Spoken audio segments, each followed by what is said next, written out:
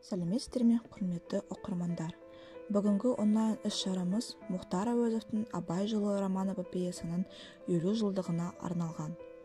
Мұхтар Әуезовтың әлемге әйгілі роман-эпопеясы «Абай жолы» қазақтың көркем прозасының жоғары деңгейге көтеріп, әлем әдебиетіне биік эстетикалық талғам көркемдік қуат әкелген. Әуезов өзінің роман-эпопеясында қазақ халқының, оның ұлттық дәстүрін барлық қырынан жан-жақты ашып көрсеткен. Қазақтың дана ұлы Абай образын, шығармашылық және қайраткерлік тұлғасын сөз өнерінде өзгеше даралықпен самдаған.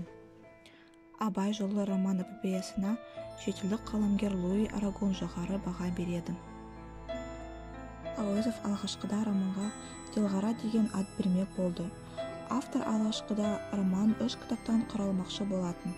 Әуезов 2 кітаптан тұратын Абай, одан кейін оның жалғасы болып табылатын «Абай жолы» романын жазды. Бірінші кітабы 1942 жылы жарыққа шықты. Алғашқы 2 кітаптан тұратын Абай романын үшін жазушыға КСРО мемлекеттік сыйлығы беріліп, 4 томдық «Абай жолы» роман-эпопеясы жарық көргеннен кейін ол Лениндік сыйлықтың лауреаты атанды. Жазушы ойшыл ақын Абайды басты кейіпкер етіп ала отырып, оның бейнесін айналасына таптасқан көптеген қаһармандармен тығыз қарым-қатынас үстінде жан-жақты ашады.